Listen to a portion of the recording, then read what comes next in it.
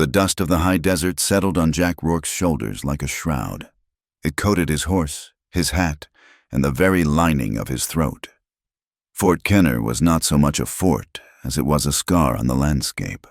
A collection of half-rotted timber and sun-baked adobe, hunkered down in the vast, unforgiving expanse of Apache territory. It was a place men were sent when the army had no other use for them, or when they had done something to displease a man in a cleaner uniform far to the east. Jack fit right in. He swung down from his horse, his knees cracking in protest. The animal, a bony gelding named Cinder, lipped at the empty air. Having long since given up hope of finding a blade of grass, Jack was desperate.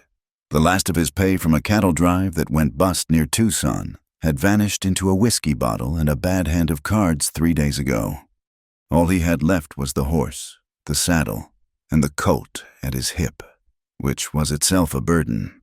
As he was down to his last 6 cartridges, he needed a coin, and he needed it without the complications of questions or moral quandaries. He was tired of both. The war had bled him of all conviction, leaving only a hollow space where a man's soul ought to be. Now, all he wanted was enough money to get to the next town, to the next bottle, to the next night of blessed, dreamless dark. He tied Cinder to the hitching post outside the structure marked Commandant and pushed his way through the door, his eyes adjusting from the blinding white sun to the cool, smoky interior. A man sat behind a desk, a captain by the bars on his collar. He was broad, with a face that looked like it had been carved from cured ham, all sweat and ruddy veins. Lieutenant Davies, pale and thin as a reed, stood by his side, shuffling papers. The captain, Hayes, looked up. His eyes were small and sharp. "What do you want?" "Work," Jack said. His voice was rough from disuse and dust. Hayes sized him up. The threadbare Union coat faded to a nameless gray. The hard set of his jaw, the way his hand rested near his gun. Not on it, but near. "You Army?" "Used to be," Jack said. "4th Cavalry." That earned him a flicker of something. Not respect, but understanding. "We ain't hiring cavalry. All our horses are sick, and the Apaches stole the rest." "I ain't particular," Jack said. "Heard you might need hands." Hayes grunted, looking at Davies. The lieutenant cleared his throat. "We do have a posting. Sir, temporary." "What is it?" Jack asked. Hayes leaned forward, his chair groaning. "Guard duty. Simple. We got a prisoner awaiting transfer to Yuma Territorial Prison. The pay is $2 a day, in coins. We need a man to sit on her until the transport wagon gets here in, say, 10 days. Maybe 12. Can you count to 12? Jack ignored the jibe. "A prisoner. Man or woman?" "What's it matter?" Hayes snapped. "Woman," Davies supplied, his voice thin. "An Apache." A cold knot tightened in Jack's stomach. This was Apache territory. Guarding an Apache here was like holding a lit stick of dynamite. This was not the simple work he'd been looking for. This was complicated. "She's dangerous," Hayes said, misreading Jack's silence. "Don't let the fact she's a woman fool you. She's a killer. Slaughtered 3 settlers up near the Verde River. A woman and her 2 boys. Vicious as a cornered bobcat. We need a man who ain't gonna go soft. A man who understands the kind of vermin we're dealing with. You 4th Cavalry? You've seen their work." Jack's face remained a mask. He'd seen all kinds of work. He'd seen what settlers did to Indians, and what Indians did to settlers, and what white soldiers did to everyone, including each other. It was all the same bloody business. But $24 was $24. It was food. It was whiskey. It was a ticket north, away from this godforsaken heat. "I don't go soft," Jack said. It was the truest thing he'd said in 5 years. "Good," Hayes said, leaning back. "Davies, sign him on. Take him to the lockup. Rourke, your duties are simple. You keep her alive, and you keep her quiet. No one goes in, no one comes out. You'll be relieved for 6 hours a day to eat and sleep. The rest of the time, your rifle is her only companion. Understand?" "I understand," Jack said. "One more thing," Hayes added, his voice dropping. "She's wily. They all are. She'll try to get in your head. Don't listen to a word she says. She doesn't speak a word of English, but it doesn't matter. It's poison. All of it. A private, a boy no older than 17, was summoned to lead Jack to his post. The fort was small, and the lockup was little more than a stone-walled bunker dug into the side of a small rise, probably intended for storing ammunition or perishables. The air grew colder as they approached, and the smell hit him: mildew, stale sweat, and the sharp, coppery tang of old fear. The private pulled a heavy iron key from his belt and worked it into the rusty lock on the thick wooden door. "She's in here, mister. Captain says she's a right devil." The door scraped open on protesting hinges, revealing a sliver of darkness. "In there," the private said, gesturing with his rifle. "Your stool's just inside. Lantern's on the hook." Jack stepped past him into the gloom. The room was small, maybe 10 feet by 10 feet, with a low ceiling. The only light came from the open doorway and a single, narrow slit high in the far wall, which let in more dust than light. And in the corner, she sat. He'd been expecting a savage, a wild-eyed, raging creature, spitting and snarling. What he saw was a stillness that was almost absolute. She was bound, her hands tied in front of her. The ropes looped to a heavy iron shackle bolted to the floor. Her feet were similarly bound. She wore what looked like a simple deerskin dress, torn and stained dark with God knew what. Her long black hair was matted with burrs, dried mud, and blood, covering half her face. He lit the lantern. The small flame pushed back the shadows, and he got his first good look at her. She was young, younger than he'd thought, maybe 20. Her face, under the grime, was bruised along the jaw, a deep purple that faded to a sick yellow. Her lip was split, but it was her eyes that held him. When she looked up, her gaze met his not with fear, or hate, or rage. It was a cold, bottomless emptiness, as hard and sharp as a piece of chipped obsidian. Behind that emptiness, though, he saw a light, an intelligence that was coiled and watchful, taking his measure, cataloging him, and dismissing him, all in a single, silent breath. Then she looked away, back to a spot on the dirt floor, and he was gone from her world. The private shut the door, plunging the room into near total darkness. Save for the small pool of yellow light from Jack's lantern, the sound of the heavy bar dropping into place on the outside was sickeningly final. "Your rifle, mister," the private said through the door's grate. Jack slid his Winchester through the slot, keeping his Colt. He heard the boy's footsteps fade, leaving him alone in the stone-cold quiet. He hung the lantern on the hook and sat on the stool, his back to the door, facing her. The cell was so small he was only 6 feet from her. He could smell her, the dust, the sweat, the faint, unwashed scent of a human body. He sat for an hour. She did not move. She did not speak. She barely seemed to breathe. He had seen killers. He had served with them, fought against them, and, on his darkest nights, been one. This was not the coiled energy of a murderer waiting for a chance. This was something else. This was a quiet, profound sorrow, a grief so deep it had hardened into a shell. She wasn't a cornered bobcat. She was a creature that had already been broken and was now just waiting. For what? He didn't know. The rope, the noose, the grave? Water? He offered. She gave no sign she had heard him.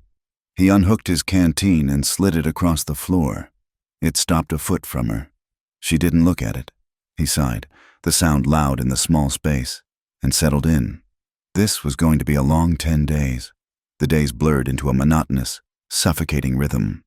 Jack would sit for 12 hours, relieved by the young private, who always seemed nervous to be there. Jack would go to the mess hall, eat a flavorless mush of beans and salt pork, then sleep for 5 hours in a narrow bunk in the barracks before returning to the stool. He watched her. He taught her. She never begged. She never cried out. She never reacted to the whistles of the soldiers passing the door, or the crude jokes they shouted through the grate when the private was on duty. She simply existed, a statue carved from grief. She never slept peacefully. She would doze, her head dropping to her chest. But any sound, a boot scraping on stone, a cough, the distant bray of a mule, would snap her instantly awake, her body tense, her eyes wide, before the emptiness flooded back in. The fort provided rations for her, a cup of water and a piece of hardtack, twice a day, for the first 2 days. She refused them. The food and water piled up near her, untouched, until Jack had to clear them away. On the 3rd day, he watched, feigning disinterest, as her hand slowly crept out and took the cup. She drank it all, her throat working, her eyes closed. A few hours later, she ate the hardtack, gnawing on it slowly, like an animal, her back to him. One afternoon, the light from the slit in the wall hit her just right. She had shifted, turning to ease her back. Through the torn fabric of her dress, he saw it. At first, he thought it was a trick of the light, but as his eyes focused, the sickness rose in his throat. Her back was a map of cruelty. Ridged, white scars, old and puckered, crisscrossed her skin, and among them, darker and newer, were the unmistakable marks of a whip. Long, angry red wheels, some of which had broken the skin and festered.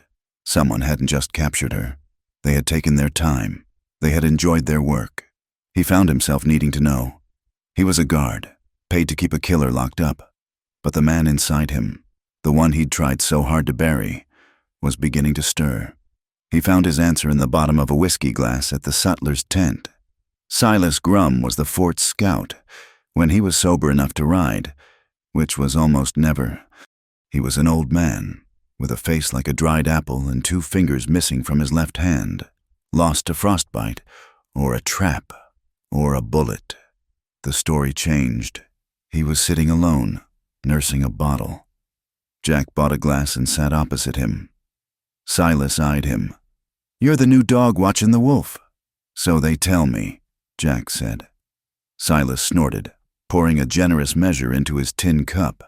"Ain't no wolf, not that one." Jack kept his face neutral. "Captain says she's a killer. Captain Hayes is a fool, a loud, fat fool who's never seen an Apache that wasn't already dead or in chains." Silas muttered into his cup. "He believes what he reads in the Eastern papers." Jack waited.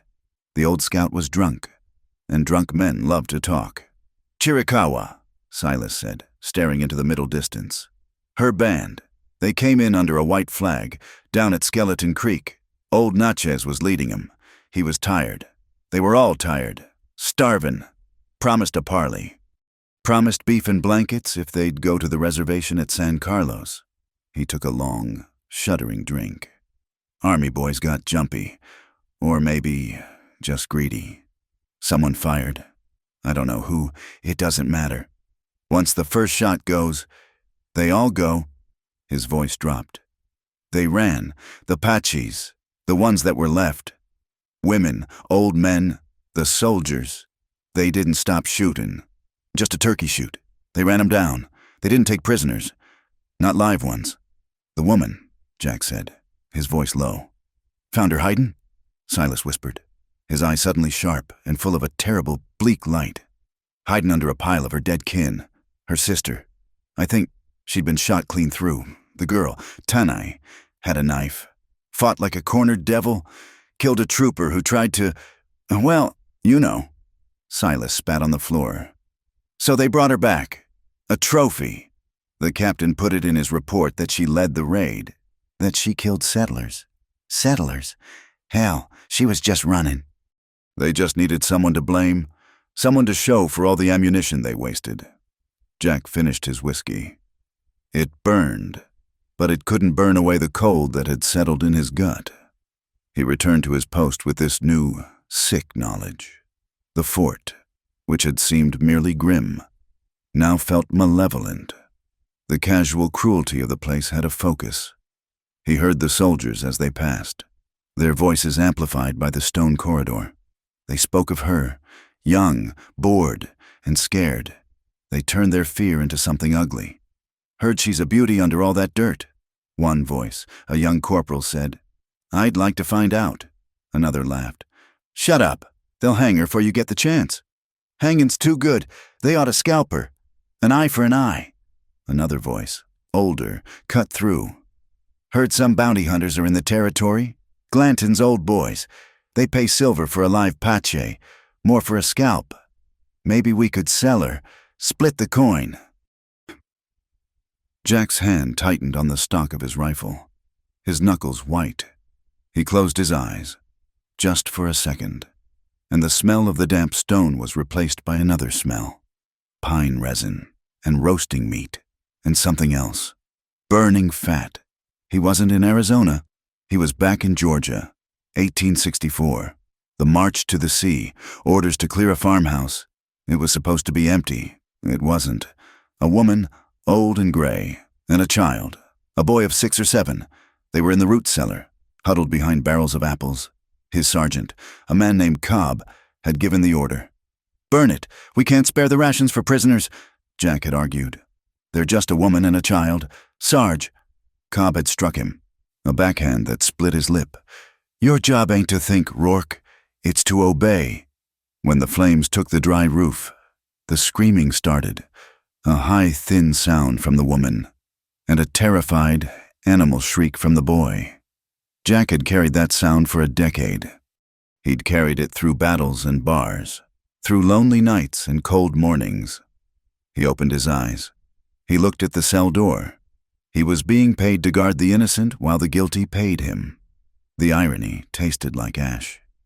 A few hours later, the trouble he'd been expecting finally arrived. A young private, Miller, a boy from Ohio with pale, whiskerless cheeks, swaggered up to the cell grate. He was either drunk or just plain stupid, maybe both. He was carrying a long, pointed stick, the kind used for prodding cattle. "Evening." "Rourke," he slurred, a false bravado in his voice. Jack just nodded, his eyes cold. Miller sidled up to the grate. "Heard the prisoner ain't been cooperative. Thought I'd see if I can't teach her some manners." He poked the stick through the bars, aiming at Tanai, who shrank back into the darkest corner, her silence the only defense she had. "Come on, savage," Miller taunted, jabbing the stick. "Sing us a song, dance for us." "I hear you Injun gals know how to dance." He poked again, harder, aiming for her feet. "Or maybe I'll just—" Jack was on his feet before he was even aware of moving. His hand shot out and grabbed Miller by the collar of his tunic, yanking him back from the grate and slamming him hard against the opposite stone wall. Miller's head hit the stone with a dull crack. The stick clattered to the floor. Jack's face was inches from the private's. Miller's eyes were wide with shock, the drunken bravado vanishing, replaced by the sudden, stark terror of a boy who had picked on the wrong dog. Jack's voice was not a shout. It was a low, grinding sound, more dangerous than any yell. "You touch that stick again," Jack whispered. "You even breathe on that grate again, and I will break both your arms. I'll do it slowly, so you can feel every bone snap. Then I'll drag your worthless hide to Captain Hayes and tell him you were trying to compromise the prisoner. And I'll tell him you struck a superior officer when I tried to stop you." He was lying. He wasn't a superior officer. But Miller, terrified and in pain, wasn't thinking about rank. Jack shoved him, hard. "Now get, before I forget my duty." Miller, pale and shaking, scrambled to his feet, grabbed his hat, and fled down the corridor, his boots echoing in the sudden, profound silence. Jack stood there for a long time, his breath coming hard, the adrenaline thrumming through him. He leaned his head against the cool stone, his eyes closed. He'd just threatened a fellow soldier. He'd just drawn a line. He turned and looked at the cell. Tanai was watching him. Her head was tilted, her eyes, for the first time, not empty. They were sharp, analytical, and full of a burning, silent question. Then, as before, she looked away. But something had changed. The air in the room was different. Night fell. The fort grew quiet. The wind picked up, howling through the narrow pass, a lonely, mournful sound. The temperature in the stone cell plummeted, as it always did in the desert. Jack could hear, faintly, the shuddering of Tanai's breath. She was cold. He thought of the whip scars. He thought of Silas's story. He thought of the fire in Georgia. Damn it all. He stood up. He left his post for a minute, walking swiftly to the supply shed. He took a thick wool blanket, one of the good ones, not the thin, lice-ridden ones given to the prisoners. He filled a fresh canteen from the barrel of clean water, not the trough. He returned. He pulled the key from his pocket, the one he'd forgotten to give back to the private. He slid it into the lock and turned. The screech of the hinges was painfully loud. Tanai pressed herself flat against the far wall, her eyes wide in the lantern light, her hands clenched. For the first time, he saw fear in her. She thought Miller had come back. She thought he was next. He didn't enter. He stood in the doorway, blocking her escape, but making no move toward her. He laid the blanket on the dirt floor, just inside the door. He set the canteen next to it. He didn't say, "Here." He didn't say, "You're welcome." He just said, his voice quiet, "It's cold." He stepped back, pulled the door shut, and slid the bolt. He did not lock it with the key. He returned to his stool and sat, his back to the door, staring down the empty corridor. He waited. For a long time. There was nothing, just the sound of the wind. Then, a shadow moved in his peripheral vision. Through the grate, a hand, small and dark, crept out from the blackness of the cell. It touched the wool, hesitant. The fingers trembled, just slightly, as they gripped the blanket and pulled it slowly, silently, into the darkness. A moment later, the hand returned. It closed around the canteen and was gone. He heard the soft, scraping sound of the cork being pulled, and then the quiet, desperate sound of her drinking, long and deep. Jack Rourke turned his gaze to the far end of the corridor, giving her the courtesy of privacy. It wasn't a pity. Pity was a useless, soft emotion. It was respect, a nod from one trapped animal to another. He settled in for the rest of his watch, the weight of the coat at his hip feeling heavier than it had that morning. The blanket was a border. He had crossed it, and now the fragile, hostile truce of their shared silence had been broken, replaced by something more complicated. Tanai was no longer a statue of grief.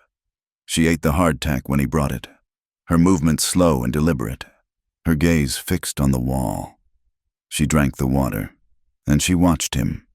He would be sitting, his back against the rough stone of the corridor, and he would feel her eyes on him. When he turned, she would look away, but not before he caught the look. It was not gratitude. It was not fear.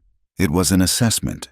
She was measuring him, just as he had measured her, trying to find the flaw in the rock, the weakness in the man. Her silence was louder than any scream he had ever heard. It was a living thing, a presence in the cell with them, and it haunted him. He was paid to guard a body, but he found himself trapped by a spirit. His own ghosts were stirring. The past, which he kept locked away in a bottle or behind the haze of exhaustion, was beginning to seep through the cracks. This place, this woman, this lie, was a mirror, and he did not like the man who looked back. He needed to know what came next. Not for her, he told himself. For him. He needed to know the shape of the job, the end date. He found the quartermaster, Sergeant O'Malley, in the supply depot, counting sacks of weevil-ridden flour. O'Malley was a career man, his face a roadmap of sunburn and bureaucratic apathy. "Rourke," he grunted, not looking up from his ledger. "Come for your pay. It ain't the first of the month." "Information," Jack said. "The prisoner, the Apache." O'Malley sighed, a put-upon sound.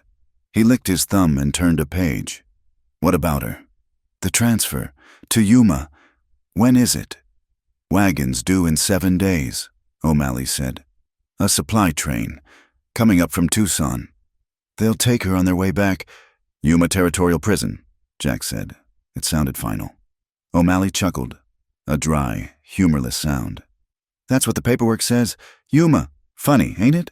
A cold prickle went down Jack's spine. "Why?" The quartermaster finally looked at him, his eyes devoid of any malice or kindness. He was just stating a fact, as if discussing the weather. "Because wagons heading to Yuma that carry special cargo often get a high price from the mining camps or the outfits down in Sonora. They say a healthy Apache woman who can work is worth $200 in silver. Laundress, they call it. He shrugged. Either that, or she'll die of heat stroke in the cage wagon before they even cross the Gila. It's a rough road. Slavery or death. Those were the choices. Jack's blood ran cold. He turned and walked out of the depot. The smell of dusty flour replaced by the sharp, clean air of the high desert. The sun was a hammer, beating down on the parade ground, turning the world a blinding white. He was no longer in Arizona. He was in Laredo. 8 years ago, the air thick with heat and the smell of mesquite smoke and roasting goat. He wasn't a soldier then, just a drifter, moving from one bad job to another. He had stopped at a well for water, and she had been the one to give it to him. Her name was Elena. She was not like the pale, brittle women he had known in the East. She was all fire and laughter, with eyes as dark as a midnight river and a kindness that had disarmed him. He had stayed. He worked at the local livery, fixing harnesses. He had, for the first time in his life, been happy. He'd saved nearly $30. He was going to ask her to go north with him, to California maybe. Then the raid started. Apaches. Or maybe Comanches. No one knew. They were just ghosts who struck at night and vanished. A local rancher, a powerful man named Croft, who had tried to buy Elena's small plot of land her family had held for 100 years, suddenly found his voice. He'd seen her, he claimed, talking to a painted warrior by the river. He'd seen her leaving food. She was a sympathizer, a traitor. It was a lie. Jack knew it. The town knew it. But Croft was a white man, and Elena was Mexican, and the town was scared. They formed a committee, a mob. Jack had been on a supply run to a neighboring town. When he rode back, he saw the smoke. Not from a chimney, from the center of town. They hadn't even bothered with the sheriff's office. They used a big cottonwood tree in the plaza, the one where the children played. She was still hanging there when he arrived, a small, still shape against the blood-red sunset. Croft and his men were on the saloon porch, drinking, their rifles across their laps. Jack had ridden in. He'd looked at her face. He'd looked at Croft. He'd wanted to pull his gun. He'd wanted to burn the whole town to the ground, starting with the saloon. But there were 20 of them, and he was one. He was a stranger, so he had done nothing. He had just sat on his horse, his heart turning to stone, and watched her sway in the hot, dry wind. He had turned his horse, and he had ridden away. He'd been riding ever since. The white-hot sun of Fort Kenner brought him back. He was breathing hard. The hollow space inside him, the one he filled with whiskey and distance, was now filled with a white-hot, familiar rage. He went to see Captain Hayes. He didn't bother to knock. He walked straight into the commandant's office. Hayes was there, as was the thin-lipped Lieutenant Davies. "Rourke, what is the meaning of this?" Hayes snapped, his face turning a shade redder. "The prisoner, Captain," Jack said, his voice flat, dangerously calm. "She's in a bad way. Those wounds on her back, they're festering. She's half-starved. She won't survive a transfer to Yuma." Hayes's eyes narrowed. "Is that so? And you've become her physician, have you?" "She needs a doctor," Jack pushed. "She's a woman." Hayes slammed his hand on the desk. The sound echoed in the small room. "She is a savage. Rourke. She is not human. She is not a woman. She is a piece of vermin that gutted 2 white boys and their mother. The only reason she's not hanging from our gate is because the territorial judge wants to make an example of her. A trial." "Silas Grum says she's innocent," Jack said, the words out before he could stop them. "He says her tribe was ambushed under a truce." The air in the room went deadly cold. Lieutenant Davies looked horrified. Hayes rose slowly from his chair, his bulk filling the room. He walked around the desk until he was inches from Jack. His breath smelled of stale coffee and tobacco. "Silas Grum is a drunk, and you are a hired guard. You are paid $2 a day to sit on a stool and make sure that thing doesn't die before her transfer. You are not paid to think. You are not paid to listen to rumors. And you are not paid to question my orders. He jabbed a thick finger into Jack's chest. "You're 4th Cavalry. You, of all people, should know what these things are. You want to sympathize? Go sympathize with the families she butchered." He lowered his voice. "Don't go soft. Rourke, a soft man in this territory is a dead man. Now get back to your post." Jack stood there for a long moment, the captain's fingers still pressed against his chest. He looked at Hayes's eyes, small and certain, and he saw the same unthinking, terrified pride he had seen in the faces of Croft's men in Laredo. Jack didn't say a word. He turned on his heel and walked out. That night, the sky turned a sickly, sulphurous yellow. The wind, which had been a constant, gentle pressure, began to rise, not steadily, but in great, violent gusts. It picked up sand and grit from the parade ground and threw it against the buildings like a handful of shots. By sundown, it was a full-blown sandstorm. A haboob, as the locals called it. The world beyond the fort walls vanished. The air was so thick with dust you couldn't see 10 feet. It was not wind. It was a moving wall of earth. It stung the skin, filled the lungs, and howled with a high, screaming, inhuman voice. The fort battened down. Men huddled in the barracks, rags tied over their faces. Jack was off watch, but he couldn't rest. He was thinking of Tanai in that stone cell. It was dug into the earth, but the door was old, and the wind would find the cracks. Then he felt it, a low, grinding rumble, a tremor that came not from the sky, but from the ground itself. It was followed by the unmistakable, splintering crash of heavy timbers giving way. He was running before he even knew why. He grabbed a lantern and his coat, tying it around his face. He burst out into the storm. It was like walking into a hurricane. The wind tore at him, trying to push him back. He leaned into it. His eyes slitted. He reached the guardhouse, and his heart stopped. It was gone. The entire structure, the stone walls, the heavy timber roof, it had collapsed. The rotten support beams, weakened by dry rot and termites, had finally given way under the pressure of the wind and the weight of the drifting sand. The cell was nothing but a pile of broken rock and splintered wood. The young private, Miller, the one he had threatened, was supposed to be on watch. He was nowhere to be seen, likely hiding in the barracks. "Tanai!" Jack shouted, his voice instantly stolen by the wind. He clawed at the rubble, tearing his hands. He saw the iron ring, ripped from the wall. The chain was still attached, but it led out, away from the rubble. Hayes, in his paranoia, had insisted on a secondary precaution. The chain from her shackles was not only bolted to the cell floor, but a second, longer chain was run through the wall and bolted to an iron ring on the outside of the building.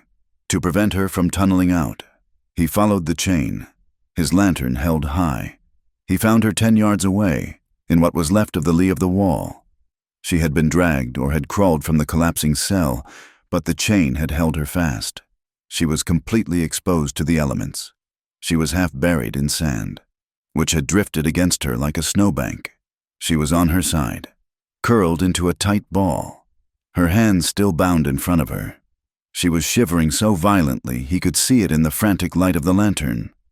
Her skin, where he could see it, was pale, almost blue, and caked in a thick paste of mud and dust. The wind was murdering her. She wouldn't last another hour. He didn't think so. He set down the lantern, pulled his knife, and began to see at the thick rope that bound her hands to the chain. The rope was wet and stiff with grit. It took him a precious minute, his fingers numb. The rope snapped. He grabbed her. She was light, far too light. He half dragged, half carried her, fighting the wind, which now seemed to be trying to rip her from his grasp. The barracks were full of men. The commandant's office was too far. The only place that was close, defensible, and empty, was the supply barn. He kicked the door open. The lock, a flimsy army-issue brass, shattered. He dragged her inside and kicked the door shut. The world went instantly, blessedly silent, save for the muffled roar of the wind outside. The barn was dark, filled with the smell of dried oats, old leather, and canvas. He set her down. She collapsed onto a pile of canvas tarps. He lit his lantern. In the small, steady light, He saw how bad it was. Her lips were blue. Her breathing was a shallow, rattling gasp. He piled more tarps on her, but it wasn't enough. She needed heat. He found an old, rusted bucket. He smashed a wooden crate with his boot and piled the scraps inside. With his flint and steel, he struck a spark. A small fire caught, a tiny, defiant orange flame. He moved the bucket near her. He began to rub her arms and legs, hard, trying to force the blood to move, to fight the cold. "Come on," he muttered, his voice rough. "Come on, don't you die on me. Don't you dare." He worked for 10 minutes, his hands aching, his focus absolute. The shivering began to ease, just slightly. Her color started to return, from a ghastly blue-gray to a pale white. She opened her eyes. They were unfocused. Then they found the fire. Then they found him. He sat back on his haunches, breathing hard, his hands raw. A long, terrible silence filled the barn, broken only by the crackle of the fire and the scream of the wind. Then she spoke. Her voice was not the sound he expected. It was not a guttural, savage sound. It was a low, dry rasp, strained from thirst and cold. But her English was perfect, unaccented, and clear as a bell. "Why don't you hate me?" Jack froze. He looked at her, truly looked at her. Her face, framed by the matted hair, was sharp and intelligent. She had been listening. She had understood every word, every jeer, every threat for all these weeks. Her silence had not been ignorance. It had been a weapon. The question hung in the air, a boulder over a canyon. Why didn't he hate her? Because of Elena? Because of the fire in Georgia? Because he was sick of being a coward? He had no answer. He could not explain the hollow, aching thing in his chest, so he said nothing. He turned away from her, from the impossible weight of her question, and added another piece of wood to the fire. The silence that returned was different. It was not hostile. It was not empty. The wind howled outside, a beast trying to get in. But in the small barn, with the small fire, it was safe. It was a shared patch of ground. She spoke again, her voice stronger now, aimed not at him, but at the flames. "My father, Natchez, believed the white-eyed man. He believed the paper, the promise of land by the Gila, beef, blankets, a place for our children. He was a good man. He was tired of fighting." She paused, and a single tear, impossible in her state, traced a clean path through the mud on her cheek. "They came with the white flag. We came with our hands empty. The soldiers, they raised their guns. The sound, it does not stop." Jack watched her, his profile rigid. "We ran," she whispered. "I ran. My sister, Tlalata, she was only 14. She was bright. She loved the songs." Her voice broke, a raw, jagged sound of grief. She pushed me into the rocks. She had no weapon. She stood in front of me. She fell on me. Her blood was so warm, in the cold. I waited, in the blood, under her, until it was dark." She stopped. Her body was shaking, but not from the cold. It was a deep, racking tremor that came from the center of the earth.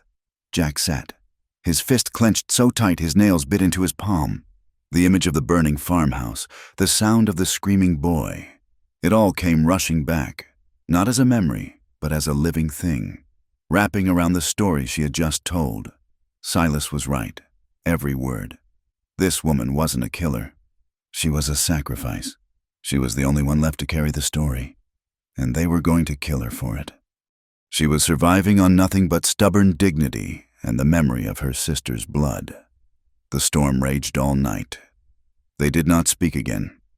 Jack kept the fire going. She huddled under the tarps. By dawn, the wind had died, leaving behind a new, sculpted world of sand and wreckage. The fort was a disaster. Hayes was apoplectic, bellowing orders, his face purple. He saw Jack. "Rourke, where's the prisoner? The guardhouse is gone." "In the supply barn. "Captain," Jack said, his voice dead. "The roof caved in. I moved her so she wouldn't freeze." Hayes looked like he wanted to argue, but he couldn't. He'd lost half the fort's provisions. "Well, fine. Chain her up outside the barracks. I don't care. Just keep her secure." Jack did as he was told. He chained her to a post on the barracks porch in the cold morning light. He gave her water and hardtack. The moment of warmth in the barn was gone. They were guard and prisoner again, but it was all shattered. Later that morning, they rode in, 2 men, emerging from the new, sandy landscape like wraiths. They were not in the army. They were all leather, dust, and casual menace. The first was broad, with a greasy, yellow-stained beard, chewing a wad of tobacco. He spat a stream of brown juice as he reined in. The second was thin, a scar pulling one side of his mouth into a permanent, wolfish grin. His eyes were dead. They stopped in front of the porch, looking at Tanai, then at Jack. Well. The broad one, Slocum said, his voice a wet drawl. "Look what the storm blew in. Heard you had the Apache wench. Captain Hayes said to come see you." "She's military property," Jack said, standing, his hand resting on the porch rail, inches from his Colt. "Awaiting transfer," Slocum laughed, a phlegmy sound. "Military property. That's a good one. We got a writ, soldier, $500 for her, delivered to the judge, $200 for the hair. If she doesn't make it..." He patted a greasy leather satchel on his saddle. "Now, step aside. We're here to collect."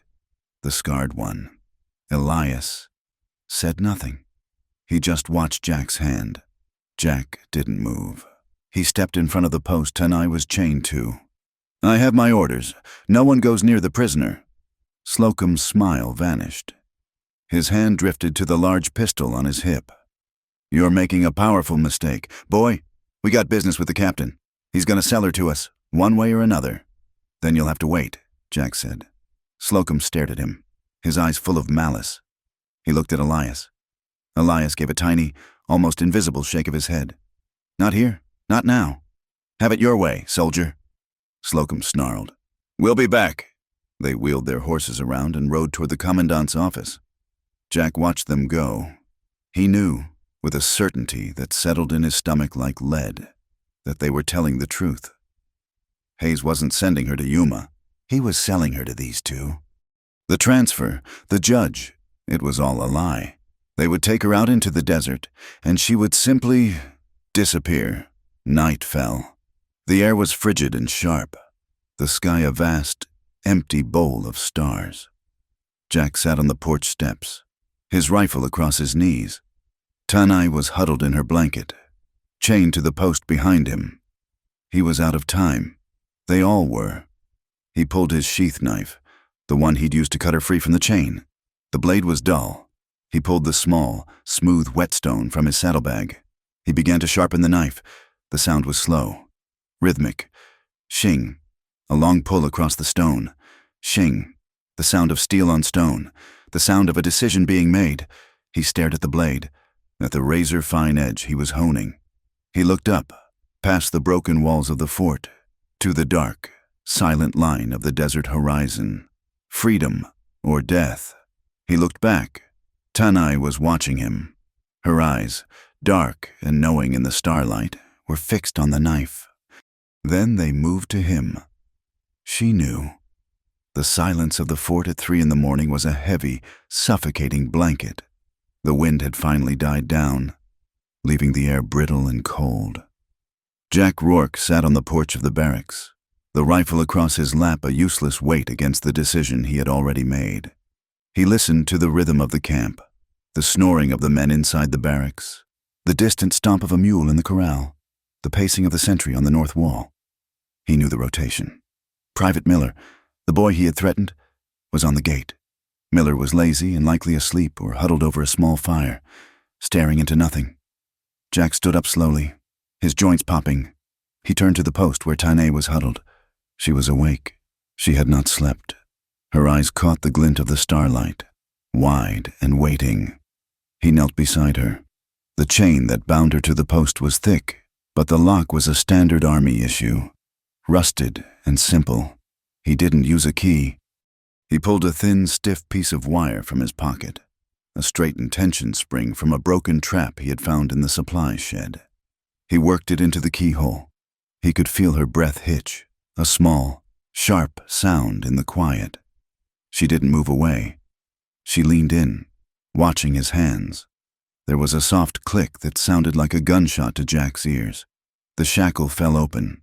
He didn't take it off immediately. He looked at her, his face inches from hers. He smelled the dust in her hair and the faint, metallic scent of fear. "Listen to me," he whispered, his voice barely a breath. "I am going to the corral. I am going to get 2 horses, Cinder and the big bay the lieutenant rides. I have papers in my pocket, forged transfer orders.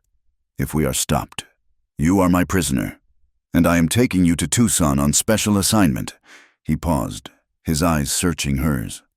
"But once we clear the gate, once we hit the scrub, the chain is gone. I am leaving this unlocked. When I walk away, you can run. You can slip into the dark and take your chances with the desert. I won't stop you. I won't hunt you." He reached down and unclasped the iron cuff from her wrist. It clattered softly against the wood. He caught it before it could make more noise, laying it gently on the floorboards. "We leave at dawn," he said. "If you run, I'll understand." He stood up and walked away, his boots making no sound on the packed earth. He did not look back. He forced himself to keep his eyes forward, toward the corral. If she ran, she would likely die. The desert was merciless, and Slocum and Elias were out there, but she deserved the choice. It was the only thing he could give her. The corral was quiet. The horses snorted softly as he approached. He moved with the efficiency of a man who had spent half his life in the saddle. He saddled Cinder first, his hands steady. Then he moved to the lieutenant's bay, a tall, strong animal with good lungs. He worked quickly, his ears straining for any sound of alarm. He led the horses out, their hooves wrapped in burlap sacks he had stolen from the feed bin to muffle their steps. He walked them back toward the barracks, his heart hammering a slow, heavy rhythm against his ribs. She was there. She was standing by the post, the blanket wrapped around her shoulders like a shawl. She hadn't moved an inch. She wasn't looking at the desert. She was looking at him. Jack let out a breath he didn't know he was holding. He didn't smile. He just nodded. He mounted Cinder and held the reins of the bay out to her. She stepped off the porch. She didn't struggle to mount. She swung up onto the bay with a fluid grace that the heavy cavalry saddle couldn't hide. She took the reins. "Keep your head down," Jack murmured. "Follow me, close." They rode toward the main gate. Private Miller was indeed asleep, slumped against the guard shack. But the secondary sentry, an older corporal named Holloway, stepped out from the shadows, his rifle leveled. "Halt! Who goes there?" Jack pulled Cinder up, keeping his voice bored and annoyed. "It's Rourke. Holloway. Open the gate." Holloway squinted, lowering the rifle slightly. "Rourke, where in blazes are you going at this hour? And who's that?" "Prisoner transfer," Jack said, patting the pocket of his coat where the forged papers sat. He had spent an hour carefully doctoring an old supply requisition, scratching out dates and forging Hayes's signature with a steady hand. "Captain woke me up 10 minutes ago. Said he wants her out before those bounty hunters come back at first light. Wants her halfway to Tucson before breakfast. You know how he gets it." Holloway grunted, looking at Tanai, who sat slumped in the saddle, her face hidden by the blanket and her hair. "Damn fool errand, riding in the dark. You got papers?" "Right here," Jack said, reaching into his coat. "You want to wake the captain to verify him?" He was in a foul mood, screaming about incompetence. Holloway hesitated. The threat of waking Hayes was a powerful deterrent. He waved a hand. "Hell with it. If he wants her gone, she's gone. Ride on." The heavy timber gate swung open. They rode out at a walk, the burlap muffled hooves thumping softly on the hard pan. Jack forced himself not to look back, not to spur the horse. They had to look like a bored soldier and a beaten prisoner. They cleared the perimeter. The fort receded into the darkness behind them. The eastern sky was beginning to bleed a faint, bruised purple. "Now," Jack said. He kicked Cinder into a gallop. Beside him, Tanai leaned forward, her hair flying back like a banner of war. They tore into the open desert, the wind rushing to meet them, leaving the cage and the hangman's rope behind. The first day was a blur of heat and dust. They rode hard, pushing the horses while the air was still cool, then slowing as the sun climbed to its zenith. The terrain was brutal. They were heading southeast, toward the Dragoon Mountains, a jagged spine of rock that offered cover but little comfort. The land here was a weapon. The sun beat down with a physical weight, shimmering off the mica in the rocks until the horizon danced and blurred. Every plant was armored in thorns: cholla, prickly pear, mesquite. Rattlesnakes lay coiled in the shadows of the rocks, their dry warning rattles sounding like sizzling fat. They stopped only to water the horses from the canteens Jack had filled. Tanai did not complain. She rode with a stoic endurance that shamed him. She was weak from weeks of captivity and starvation. Yet she sat straight, her eyes scanning the horizon, reading the land in a way he never could. By late afternoon, the heat was a physical assault. The rocks radiated it back up at them. Jack's shirt was soaked through. Tanai's face was pale, beaded with sweat, but her jaw was set. They made camp in a narrow slot canyon as the sun began to dip, painting the cliffs in violent shades of orange and blood red. Jack unsaddled the horses and rubbed them down. Tanai sat on a flat rock, watching him. She spoke more now. The silence of the cell had been a shield. Here, in the open, she seemed to expand, to reclaim the space around her. "You chose the good horse," she said, gesturing to the bay. "He is strong, but he steps heavy on his left foreleg." Jack looked at her, surprised. "He does. Caught a stone a month back. He's healing." "You treat them well," she observed. "The white soldiers. They ride them until they break. Then they shoot them." "I ain't a soldier anymore," Jack said, uncorking a canteen and handing it to her. She took it, her fingers brushing his. "But you wear the coat." "Habit," Jack said. "And it keeps the sun off." She drank, wiping her mouth with the back of her hand. "My father, he loved horses. He said a man who cannot speak to a horse cannot speak to the spirits. The horse carries your prayers to the wind." "Did he have many horses?" Jack asked, sitting opposite her, chewing on a strip of dried beef. "Many," she said, a faint smile touching her lips, ghost-like. "Before the soldiers came, I was promised to a man named Kale. He was a breaker of horses. He could stand in a herd of wild mustangs and they would not run. He would just breathe, and they would come to him." "What happened to him?" The smile vanished. "He was at Skeleton Creek. He stood up when the shooting started. He tried to reach the children. He fell. He did not get up." She looked at the canyon wall, her eyes seeing something far away and terrible.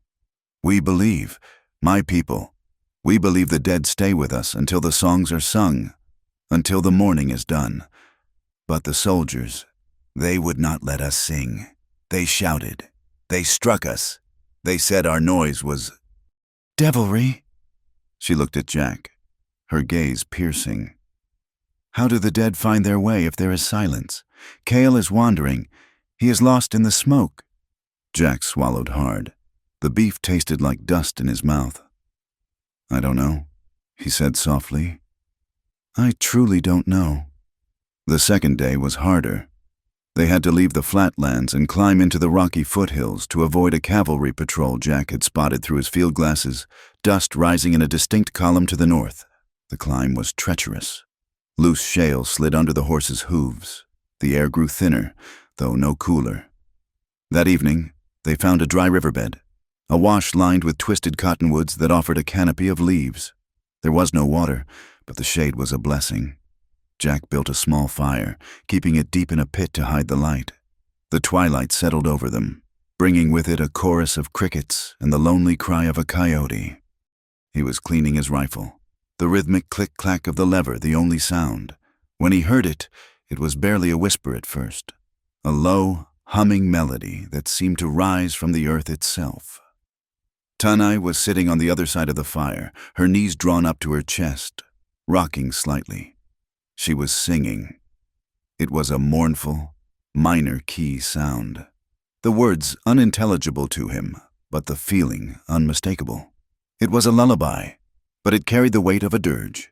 It rose and fell like the wind in the canyon, a sound of pure, distilled heartbreak.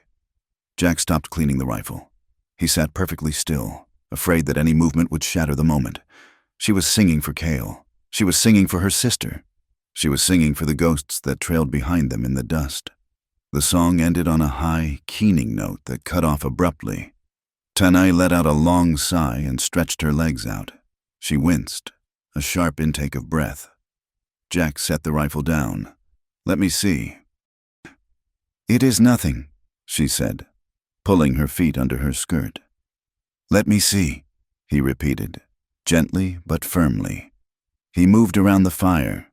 She hesitated, then slowly extended her legs. She was wearing soft deerskin moccasins, but the soles were worn through. He carefully peeled the moccasins off. Her feet were raw. Large blisters had formed on her heels and the balls of her feet. Some had burst and were bleeding, crusted with dirt and sock wool. "Damn it," Jack whispered. "Why didn't you say something?" "Pain is just a feeling," she said, watching him. "It's an infection, is what it is," Jack muttered. He reached for his saddlebag and pulled out a small tin of salve, a foul-smelling concoction of bear grease and sulfur he used for saddle sores. He poured water from his canteen onto a rag and gently began to clean the wounds.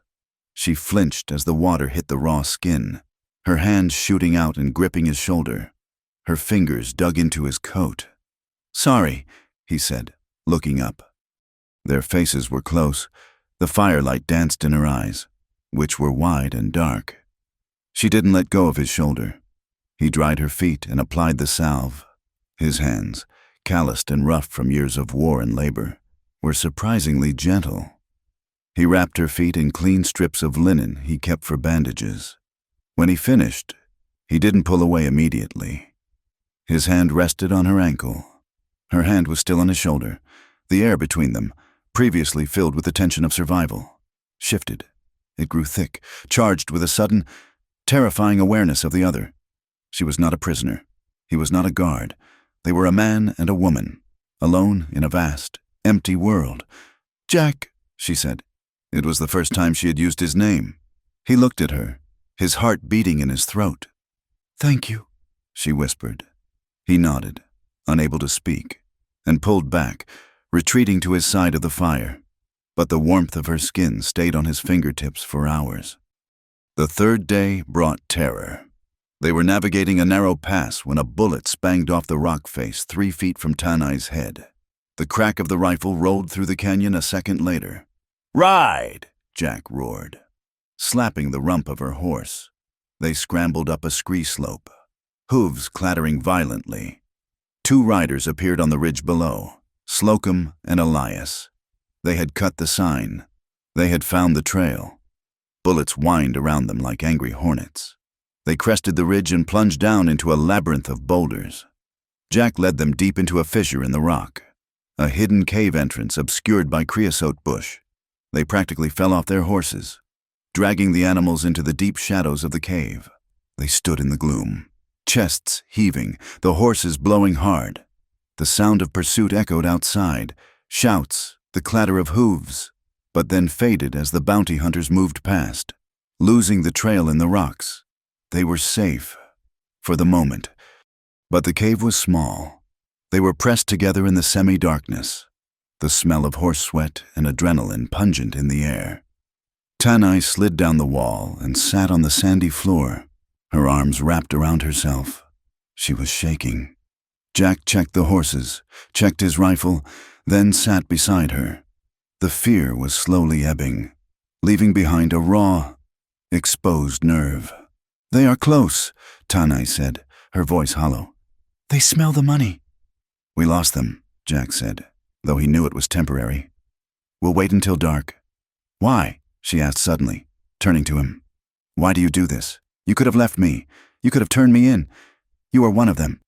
You wore the blue coat. You fought their wars." Jack looked at his hands, stained with gun oil and dust. "I ain't one of them. Not anymore. "You have killed," she stated. It wasn't a question. "Yes," Jack said. The confession rose in his throat like bile. "I have been killed. Men, boys, in the war. We did things. Things that don't leave you." He looked at her, his eyes pleading for judgment, for condemnation. "There was a farmhouse in Georgia. A woman, a boy. My sergeant ordered it burned. I watched. I stood there and I watched. I heard them scream. Tanai, I hear them every night. I tried to drink it away. I tried to ride away from it. But you can't ride away from what's inside you." He leaned his head back against the stone, closing his eyes. "I ain't saving you because I'm a hero. I'm saving you because if I let one more innocent person die while I do nothing, I think the last bit of human left in me will just turn to dust." Silence stretched in the cave, heavy and profound. Then he felt a touch, her hand, cool and firm, placed flat against his chest, right over his heart. He opened his eyes. She was kneeling in front of him. Her expression was not one of horror. It was one of deep, ancient recognition. "You carry ghosts," she said softly. "Like me. We are graveyards. You and I—" She moved her hand up to his neck, her thumb tracing the line of his jaw. The roughness of his stubble against her skin sounded loud in the quiet cave. "But you are not dead yet, Jack Rourke." The look in her eyes changed. The sorrow receded, replaced by a fierce, sudden light, a need to affirm life in the face of so much death. She leaned in. He met her halfway. The kiss was not like the kisses in the dime novels. It was desperate. It was awkward. It tasted of salt and dust and fear. It was the collision of two broken things trying to make a whole. Jack's hands came up to frame her face, tangling in her thick, matted hair. Her hands gripped his coat, pulling him closer, as if she wanted to merge with him, to hide inside him. The desire that flared between them was sudden and overwhelming. It was a rejection of the cage, the whip, the war, the hanging tree. It was a claim of the present moment. He pulled her blanket away. She pulled at the buttons of his coat. They made love on the sandy floor of the cave, in the shadows. It was slow and intense, devoid of any artifice. Every touch was a discovery, every movement a silent conversation. He worshipped the scars on her back with his hands, tracing the ridges of pain and claiming them, soothing them. She kissed the hollow of his throat, the scars on his own skin. It was a purging. With every breath, every touch, they were scrubbing away the grime of their pasts. They were no longer Apache and white man, prisoner and guard. They were just flesh and blood, seeking warmth in a cold world. Afterward, they lay entangled under the blanket, the heat of their bodies creating a small island of peace. Jack held her against him, her head resting on his shoulder. Her hair splayed across his chest like black silk. Neither of them spoke. There were no words for what had happened. It was too fragile, too new. To name it would be to risk breaking it. Tanai traced a pattern on his chest with her finger. Her breathing slowed, matching his. For the first time since he had met her, the tension had left her body completely. She felt soft, heavy, and real. Jack stared up at the ceiling of the cave, watching the light fade from gray to black. He felt a strange, terrifying sensation in his chest. It wasn't the heavy stone of guilt. It was something lighter, hope, but with hope came fear. Real fear. Before, he had nothing to lose but a life he didn't value. Now he had everything to lose. He tightened his arm around her. She made a small sound of contentment and snuggled closer. They slept, fitfully, waking at every sound of the wind outside, but anchored by the presence of the other. Morning came too soon. A gray, bleak light filtered into the cave mouth. The reality of their situation crashed back in with the dawn. Jack sat up, gently moving Tanai. She woke instantly, her eyes snapping open. Alert. She looked at him, and for a moment, the softness of the night remained. Then, she sat up, pulling the blanket around her, her face settling back into the mask of the survivor. Jack pulled his boots on. his movements stiff. He walked to the mouth of the cave and looked out. The desert was vast and empty, but he knew better. He turned back to her. She was watching him, waiting. "We have to move," he said, his voice rough. "We can't stay here." He walked over to her and knelt, taking her hands in his. He looked at her, searing the image of her face into his mind. "They'll come for us," he said, his voice low and urgent.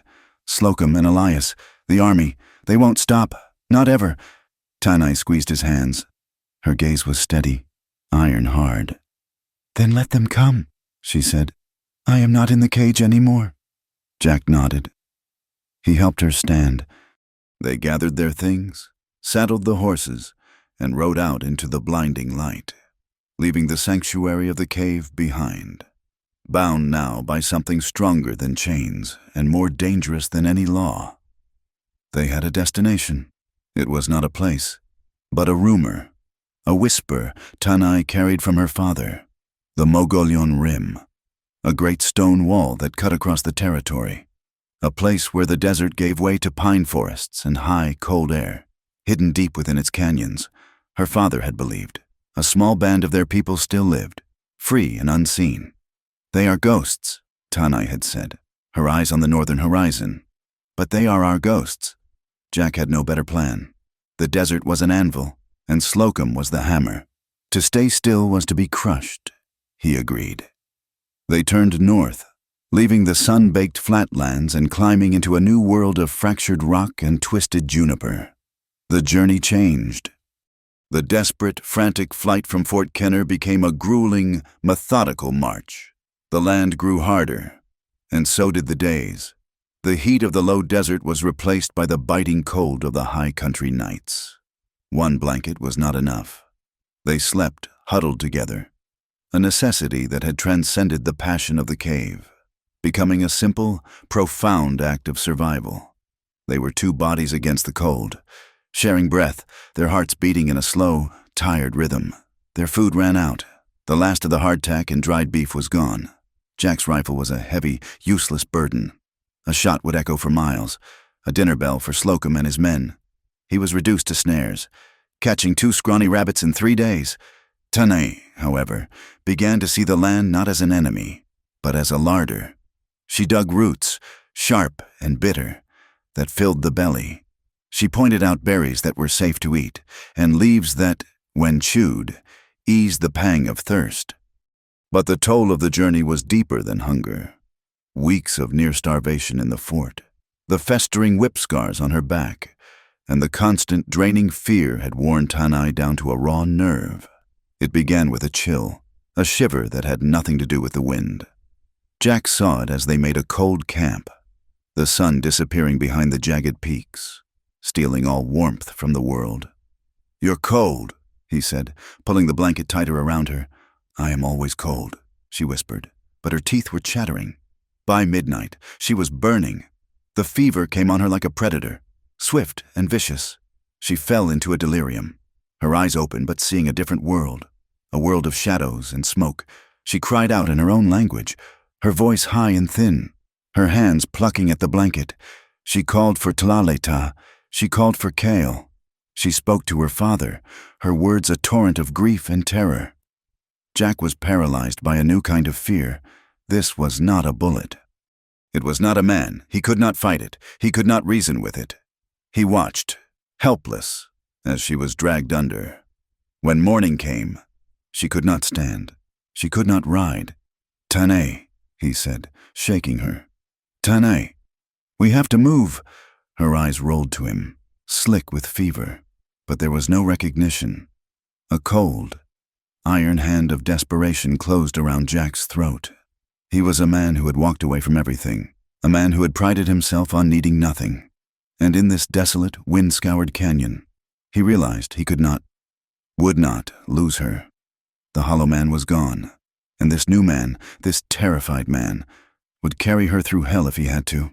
He lifted her body light as a child's, and tied her into the saddle of the bay.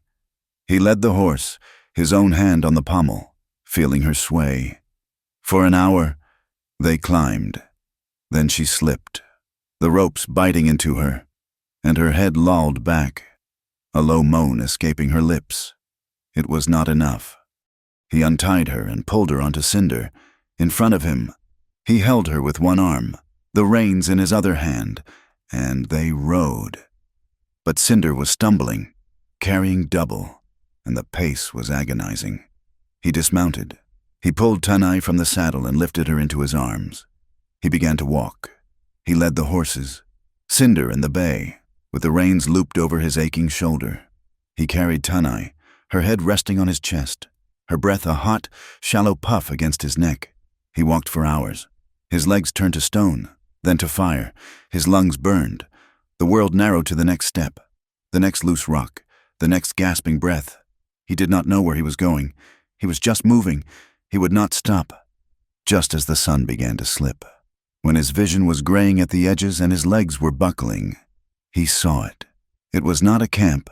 It was a shack, a small, ramshackle hovel built of rock and scrap timber, tucked against the dark stone of a cliff face.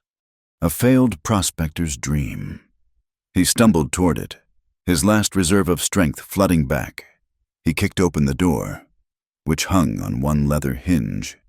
The inside was a mess of rusted tools, broken bottles, and rat droppings. But it had a roof, and in the corner, a crude stone fireplace. He laid Tanai down on his own bedroll, as gently as he could. She was barely breathing. He ran to the horses, pulled the canteens and saddlebags, and burst back inside. He worked with a grim, frantic energy. He found a small, high spring, as Tanai had taught him to look for, and filled the canteens. He gathered wood. He started a fire, the smoke filling the small space before finding the broken flue. Then he turned to her. He pulled his knife and cut away the back of her deerskin dress. The whip scars, the ones he had seen in the cell, were the source. They were inflamed, a dark, angry purple, oozing infection. He poured half his remaining whiskey onto his last clean rag. He gritted his teeth and began to clean the wounds. She screamed. It was not a human sound. It was a high, animal shriek of pure agony. It ripped through the fever, and she thrashed, her eyes snapping open, full of terror. She didn't see him. She saw a soldier, a tormentor. "No!" she shrieked, striking him, her small fist connecting with his jaw. "No more, no more." "Tanai, it's me! It's Jack!" he yelled, grabbing her wrists. He held her down, his heart breaking, as she fought him. I'm sorry. It's poison. I have to get the poison out." He held her with his body, pinning her as gently as he could, and finished the job, his hands shaking, his own face wet with sweat and, to his shame, tears. The smell of whiskey and infection filled the cabin. When he was done, she collapsed, unconscious. He sat back, his body trembling. He was not done. He remembered her pointing out a plant, just 2 days before, a willow-like shrub growing by a dry wash. "The bark," she had said. "Chew it, for the ache in your head." He ran from the cabin, scrambling down the slope in the twilight. He found the shrubs. He stripped the bark with his knife, filling his pockets. He ran back. He boiled the bark into a bitter, black tea. He crushed more into a poultice. He forced the tea between her lips, a spoonful at a time. He plastered the poultice over the wounds and bound them with strips torn from his own shirt. For 2 days, he did not sleep. He sat by her, holding her hand, forcing the bitter tea down her throat, changing the clothes on her head, which he soaked in a mixture of water and the last of the whiskey. He talked to her, rambling, not caring what he said, just filling the silence, just trying to hold her to the world with the sound of his voice. He told her about Ohio, about the mud, about the corn, about the first time he saw a riverboat. On the 3rd morning, the fever broke. He had dozed, his head falling onto his chest, and was awakened by a touch. Her hand was on his, her fingers cool and dry. He looked up. Her eyes were open. They were clear. They were weak, but they were her. She was looking at him, his face covered in 3 days of stubble, his eyes red-rimmed and bloodshot. "You look," she whispered, her voice a dry rasp, "like a dying coyote." A choked sound, Half sob, half laugh, escaped him. "You don't look much better." He gave her water. Holding her head, she drank, greedily. He made her a thin broth from the last of the rabbit. She ate it. They stayed in the shack for a week. They had to. She was too weak to move, and he was too weak from exhaustion to force her. The world shrank to the four walls of the broken-down cabin, and in that small space, they talked. The fear and passion of the flight were gone, replaced by a quiet, fragile intimacy. They were two survivors, stripped of all pretense. They shared their ghosts. He told her about Elena, about the hanging tree in Laredo, about the shame that had driven him ever since. She told him about her mother, who had been killed by soldiers 5 years earlier, how she had taught her the songs, how her hands had always smelled of sage and cedar. They talked of lost dreams. "I wanted to be a farmer," Jack confessed, staring into the small fire. "Not like my father. He hated the land. He fought it. I wanted to listen to it, to grow things. But I ran. I just ran." "You are still running," she said softly. "Maybe," he said. "Maybe I just never had a reason to stop." He looked at her, her face thin and pale in the firelight. "What about you, Tanae? Before, what did you want?" She was quiet for a long time, tracing the grain of the wooden floor. "I wanted what all women want. I wanted to build a home, a family." Her voice grew distant. "I thought, Cale and I, we would have children, many children. I would teach them the songs. My mother's songs, my father's stories." She looked up, and her eyes were not sad. They were hollowed out by a truth too terrible to bear. "I do not want that anymore." "Why?" Jack asked, though he already knew. "The world is not safe for our songs," she whispered. "I saw it. At the creek, the soldiers. They shot the children first, the babies. They said they were nits, that nits become lice. They laughed." She wrapped her arms around her stomach, rocking herself. "How can I bring life into this world? A world that would hunt it, a world that would hate it for the blood in its veins. I cannot, I will not. It is too much death." Jack felt her words like a physical blow. He had no answer. He could not tell her she was wrong. He could not promise her a safe world, a kind world. He could only see the small, fierce, broken woman in front of him. He knelt beside her, his heart an aching stone in his chest. He didn't know what to do. He had no words to fix this. So he acted. He reached out and gently, tentatively, laid his hand on her stomach, over the rough fabric of her dress, a place where life should have been. She flinched, then went still. Looking at his hand, he swallowed, his throat thick. "You'd be a better mother," he said, his voice rough with an emotion he couldn't name. "Than this world deserves." She looked from his hand to his face. Her eyes, those deep, dark eyes that had seen so much horror, filled with tears. She covered his hand with her own, pressing it against her.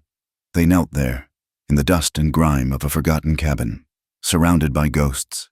It was not a promise. It was not a plan. It was just a moment. A fragile, impossible recognition of a hope that was too painful to hold, but too human to let go.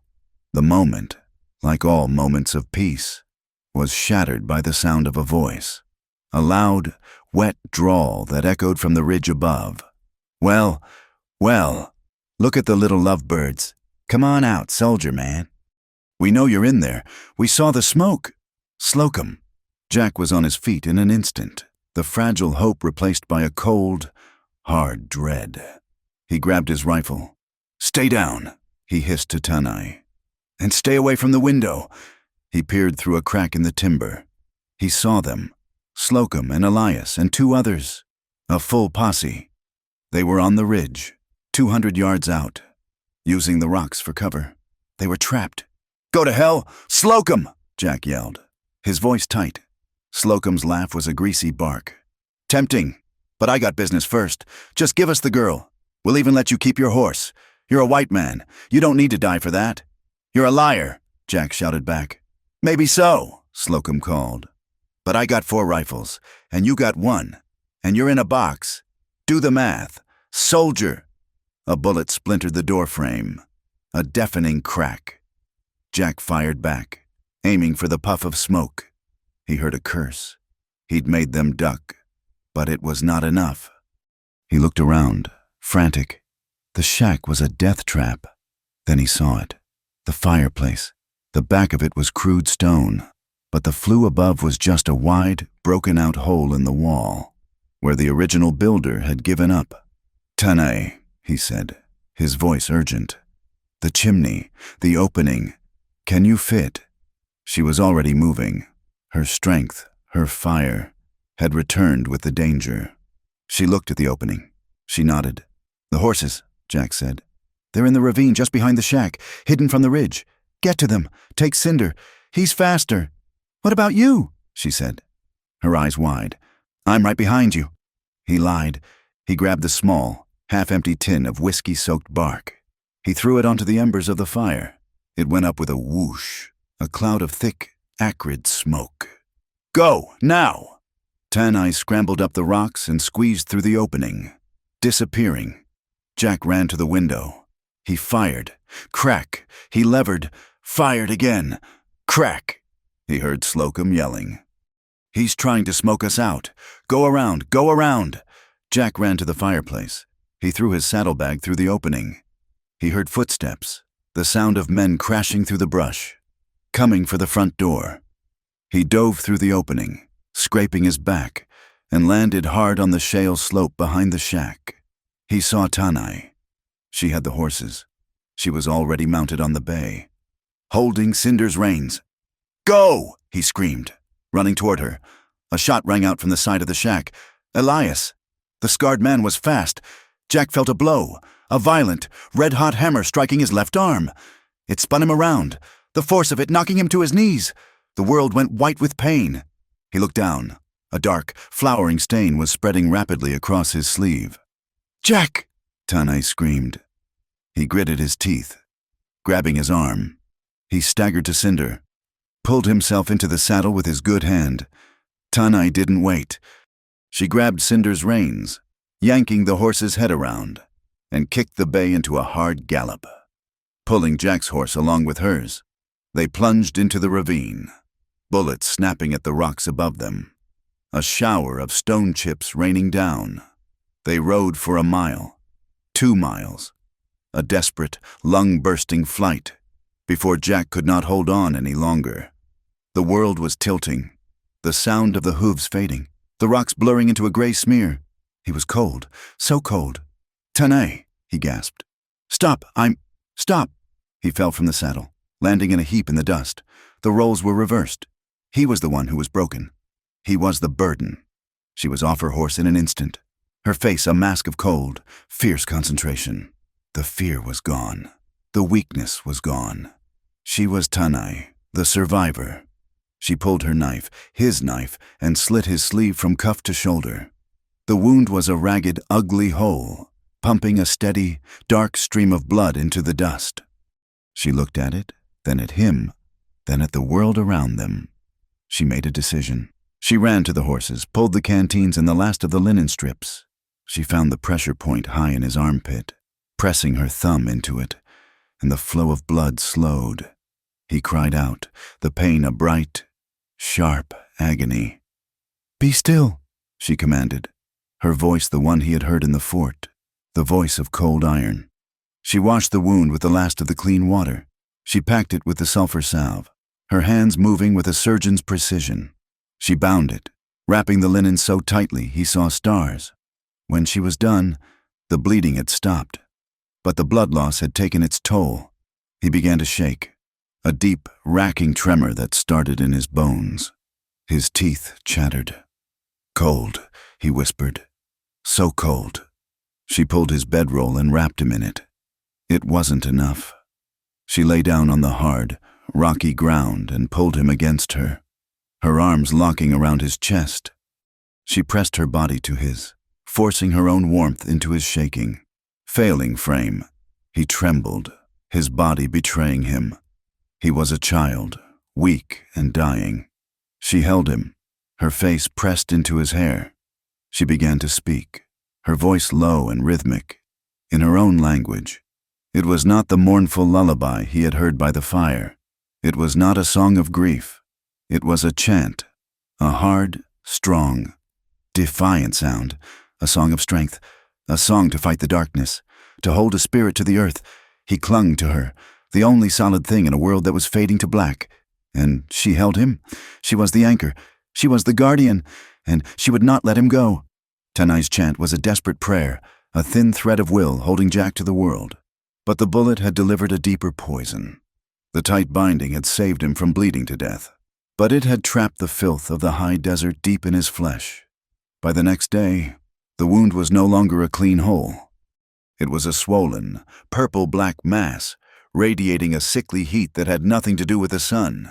The fever Tanai had just escaped now claimed him, seizing him with a shivering, violent grip. "We have to move," he'd insisted, his voice a low growl, trying to rise, to be the man he was supposed to be. He'd staggered to his feet, his good hand on his colt, his face a gray mask of sweat. "Slocum, they'll be on us." He took 3 steps and collapsed, his body giving out, the strength he'd prided himself on utterly gone.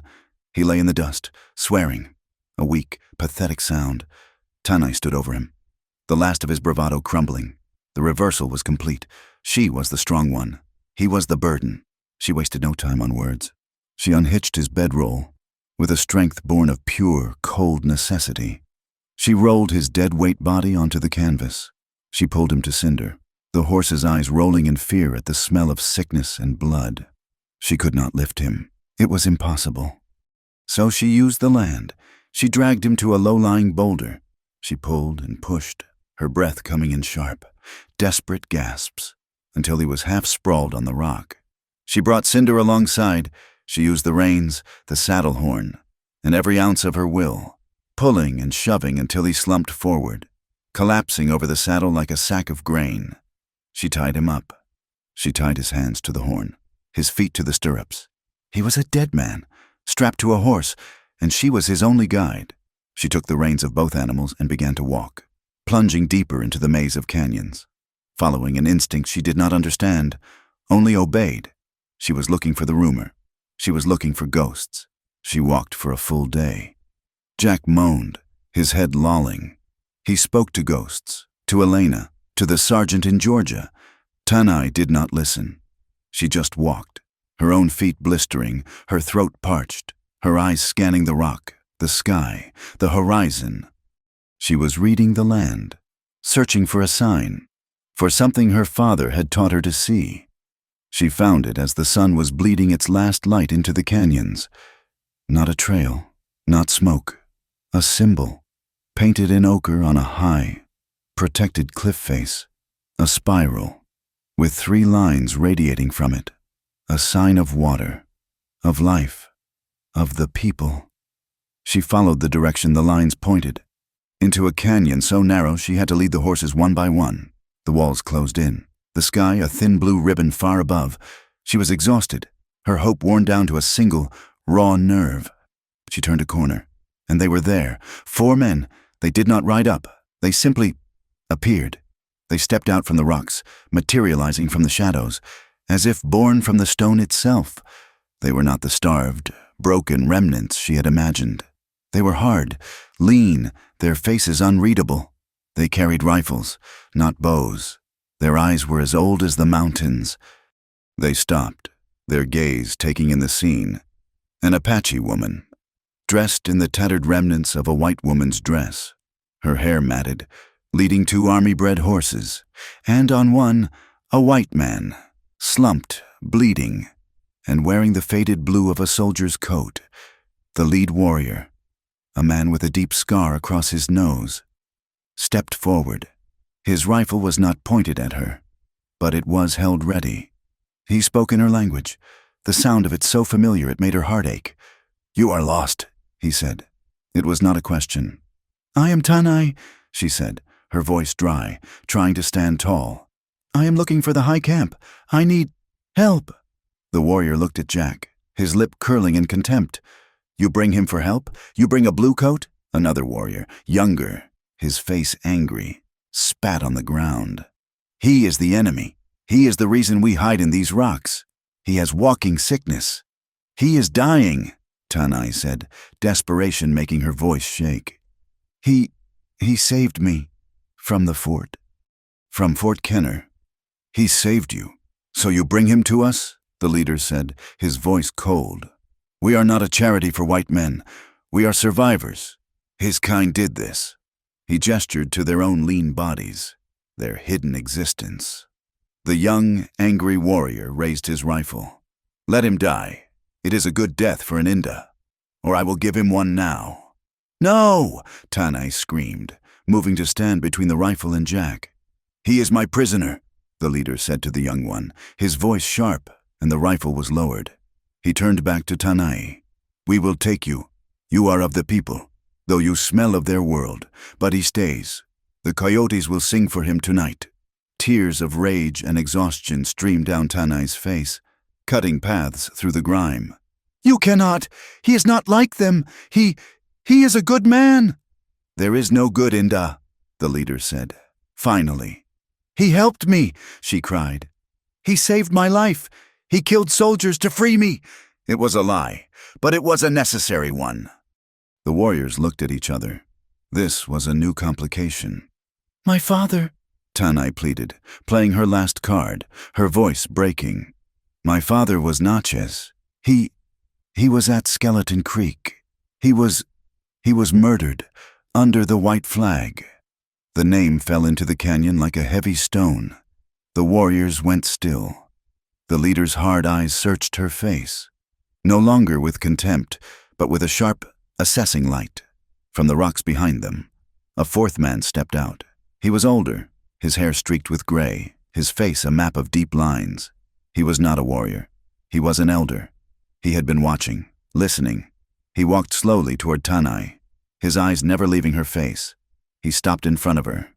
He looked at her for a long, silent minute.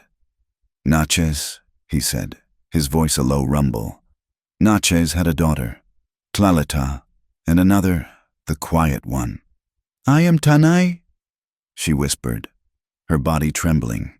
The elder, Shinto, looked at her, and his face, carved from stone, softened. He saw the high cheekbones, the set of her eyes. He saw the ghost of her father, a man he had known. "You are Natchez's child," he said. It was a fact. He looked at the leader. "Dakluga, she speaks the truth. She is of our blood." Dakluga nodded, his face still grim. "And the white man, Shinto? He is not of our blood." Shinto looked at Jack, still slumped over the horse, delirious, a fly buzzing on his bloody sleeve. "He is dying. If he lives, he is a problem. If he dies, he is meat for the ravens. What does it matter? Bring them. We do not leave Natchez's daughter in the desert, and we do not leave her, companion, to be found by Slocum." The name Slocum, spoken in his own language, was a curse. They knew of him. Dakluga gave a sharp nod. He and the others took the reins. They did not speak to Tanai again. They simply moved, and she, with a sob of relief that was almost a collapse, followed them into the secret places of the earth. Jack awoke to the smell of pine smoke and the sound of chanting. He was not in the shack. He was not in the desert. He was on a soft mat of furs, inside a round, warm structure. The walls were made of branches and hides, a wickie up. A small fire burned in the center, the smoke rising through a hole in the roof. His arm was on fire. He looked down. The ragged, filthy bandage was gone. In its place was a thick green-black poultice that smelled of cedar and something bitter. It was bound with clean, soft deerskin. An old woman sat by the fire, her face a web of 1,000 wrinkles. She was rocking and chanting, a low, monotonous sound, dropping herbs onto the coals. He tried to sit up. "Be still, blue coat," a voice said in clear English. He turned his head. The elder, Shinto, was sitting in the corner, mending a piece of leather. "Where?" Jack's voice was a croak. "You are in the high place," Shinto said, not looking up. "You are in last place. Tanai brought you here." "You have been here for 5 days. You have a strong spirit, or you are just too stubborn to die." "Tanae," Jack said, panic rising. "Is she—" "She is the people," Shinto said. "She is where she belongs." A figure entered the wickiup. Ducking through the low opening, it was Tanae. But it was not. The torn, filthy dress was gone. She wore a simple, two-piece deerskin skirt and blouse, decorated with small, intricate beadwork at the collar. Her hair, washed clean, was black as a raven's wing, tied back with a simple leather thong. On her feet were new moccasins. She looked beautiful. She looked whole. She saw him, and her face, which had been calm and centered, broke into a small, relieved smile. She came and knelt by his mat. "Jack," she said, her voice soft. He just stared at her. "Tanae, you are safe," she said, touching his good shoulder. "The fever is gone. Kla." She gestured to the old woman. "She says the poison is leaving you." Over the next week, Jack healed. He lay on the mat, his world shrinking to the confines of the small hut. And he watched. He watched the camp through the open door. He saw a life he had never known existed. This was not a war camp. It was a village. Children ran, laughing and shouting, their voices echoing in the high valley. Women worked, grinding corn, scraping hides, talking and singing, their hands never idle. Men hunted, coming back with deer, their faces proud. And he watched Tanae. She was reborn. She was not the silent, grieving statue of the cell. She was not the desperate, passionate survivor of the trail. She was Tanae, daughter of Natchez. He saw her sit with the women, her hands learning the rhythms of the grinding stone. He saw her walk with Shinto, listening, her head bowed. He saw her one evening, by the fire, participating in a low, somber ritual of mourning. She wept, openly, without shame, as the women sang around her. She was finally mourning her sister. She was finally singing the songs for her dead. He was an outsider. He was the ghost. They treated him with a caution that was almost absolute, but it was not cruel. Kla, the medicine woman, brought him broth and changed his bandage, her face a mask of indifference. But her hands were gentle. Shinto would sit with him, sometimes speaking, sometimes just sharing the silence. "Your world," Shinto said one evening, looking at Jack's healing arm, "is a world of taking. You take the land, you take the water, you take the gold, and when there is nothing left, you take each other." Jack had no answer. "Our world," Shinto continued, gesturing to the small, hidden camp, "is a world of living with. We do not take from the mountain. We ask, and if she gives, we are grateful. If she does not, we move on. You see, poison. We see medicine." Jack looked at his arm, at the wound that should have killed him, but was now a clean, puckered scar. He thought of Fort Kenner, of Captain Hayes, of the casual, bored cruelty of the soldiers, the greedy malice of Slocum. He thought of the fire in Georgia. You are not savages," Jack whispered, a confession that shamed him. Shinto smiled, a sad, knowing smile. Only a savage must be told he is not one. When Jack was strong enough to walk, he explored the small valley. No one stopped him, but he was always watching. The warriors, Dakluga and the others, were always on the perimeter, their eyes on him. They were not his jailers. They were her protectors. Tanae was with him when she could be. Their moments alone were stolen, awkward, and charged. The intimacy of the cave, of the shack, seemed a lifetime away. She was part of a we, and he was a solitary I. One evening, she found him by the stream that cut through the valley. He was watching the water, Cinder grazing nearby, fully healed and fat on mountain grass. "You are leaving," she said. It was not a question. Jack turned. "Shinto spoke to me this morning. My arm is healed.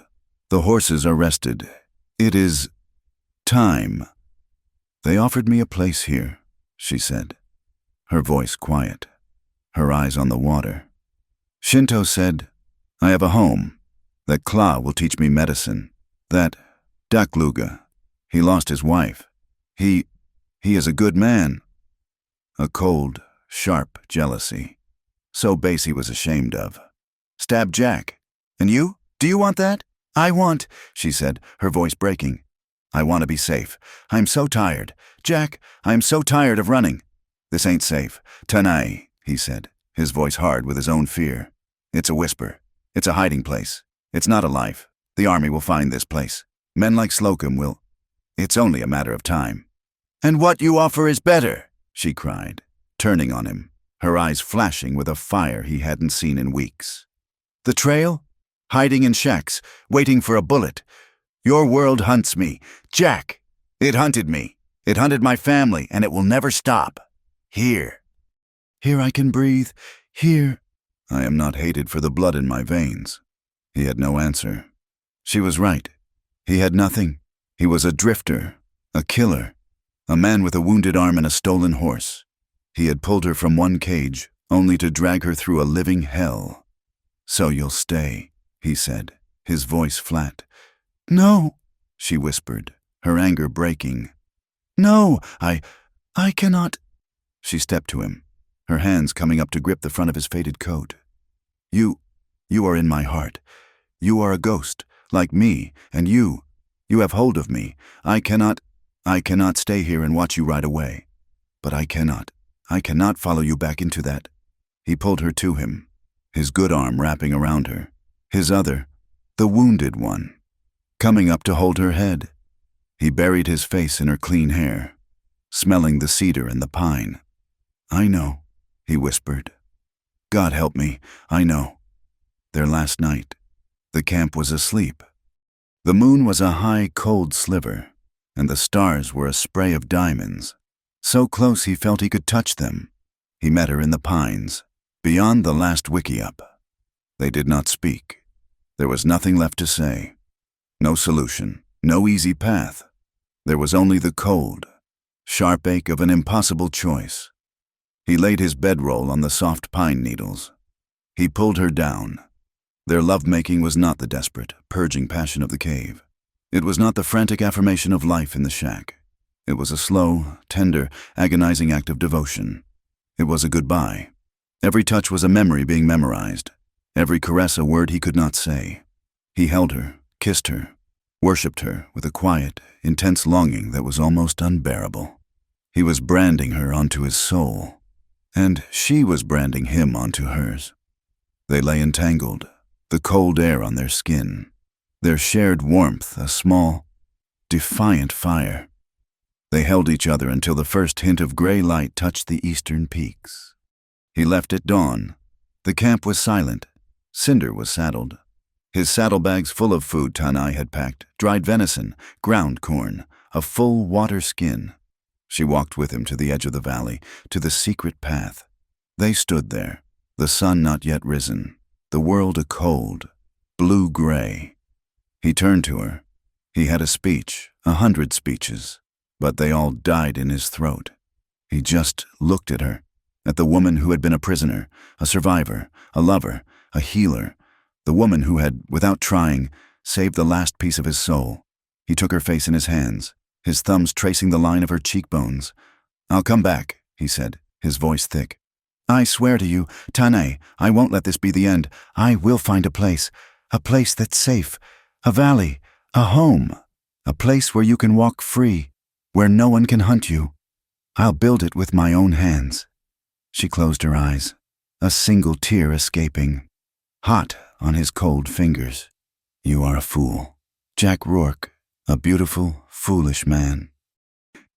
Wait for me, he said, his voice breaking. He kissed her, a hard, brief, desperate kiss, full of all the promises and all the pain. Then he tore himself away, mounted Cinder, and did not look back. He couldn't. Tanai stood, unmoving, as he rode down the narrow path. She watched his back, the set of his shoulders, until he rounded the last bend and was gone, swallowed by the rock and the wilderness. She did not move for a long time. The sun rose, painting the peaks in gold and rose, but she stood in the cold shadow of the canyon. Her heart was a physical, breaking thing in her chest. an emptiness so vast she thought she might fall into it. But then, the sun crested the ridge, and its light hit her. It warmed her face. She touched her lips, where his kiss still burned. She turned and looked back at the camp, at the smoke rising, at the sound of a child's laugh. Her heart was broken, but she was not. She turned her face to the sun, and her eyes, which Jack had first seen in a dark cell, cold and empty and dead, were no longer empty. They were full of pain. They were full of loss. But they were, for the first time, full of Tanai, and they were alive. The season turned. The high country, which had held them in its green and gray embrace, slowly bled into gold, then rust. The nights grew teeth. Jack rode south, alone, keeping his promise by leaving. He did not ride far. He skirted the big towns, Tucson and Tombstone, places where a man with a fresh bullet scar and a haunted look would attract the wrong kind of notice. He found what he was looking for on the edge of the Huachuca Mountains, a small, rough settlement buzzing with the sound of axes and saws, a lumber camp. He sold the bay in a border town for $100. Keeping Cinder, he used the money to buy a new rifle, ammunition, a good axe, and provisions. Then he went to the foreman of the lumber camp, a hard-faced man named Shaw. "Need a hand?" Jack asked. Shaw looked him over. The faded blue coat was gone, replaced by a simple canvas work shirt.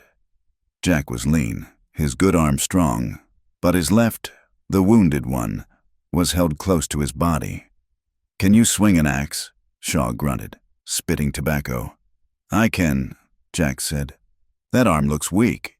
"It is," Jack said. "But my back ain't. I'll work for half pay for the first week. If I ain't keeping up, I'll move on. No questions." Shaw, desperate for hands that weren't drunk or running, agreed.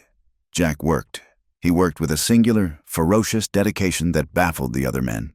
They were there to earn whiskey money, to escape a past, or because they had nowhere else to go. Jack was there for a purpose. He refused to take other jobs. When men offered him a chance to ride guard on a timber shipment for extra coin, he said no. When they invited him to the card games, to the smoky, foul-smelled tents where the women were, he said no. He didn't drink. He didn't talk. He just worked. Every swing of the axe was a penance. His left arm was a constant, searing pain. The muscles, torn by the bullet, had healed badly, leaving him with a weakness, a constant, aching reminder. He fought through it. He forced the arm to work, to obey. He sawed. He lifted. He hauled timber until his hands were raw and his back was a sheet of fire. The other men gave him a wide berth. They called him the monk. They thought he was running from a hangman. In a way, he was. Months passed. The chill of autumn deepened into the sharp, dry cold of winter. The camp moved higher up the mountain. Jack stayed with it, his pay accumulating, coin by coin. He sewed the silver dollars into the lining of his saddlebag. And when he was not working, he was building. He had found a place, a valley, a pocket of land so well hidden it seemed the world had forgotten it. It was 10 miles from the lumber camp, a hard ride over a rocky pass, then a drop into a small, fertile bowl of earth, cut by a creek that ran all year. It was sheltered from the worst of the wind. The soil was dark and rich. He worked on Sundays, his one day off. He started with the rock. He laid a foundation, his hands bleeding, his weak arm screaming. Then he began to cut the trees, pines, felling them and trimming them with a precision he hadn't known he possessed. He was not a drifter anymore. He was a builder. He wrote no letters. He sent no messages. He had made one promise, and it was the only thing that mattered.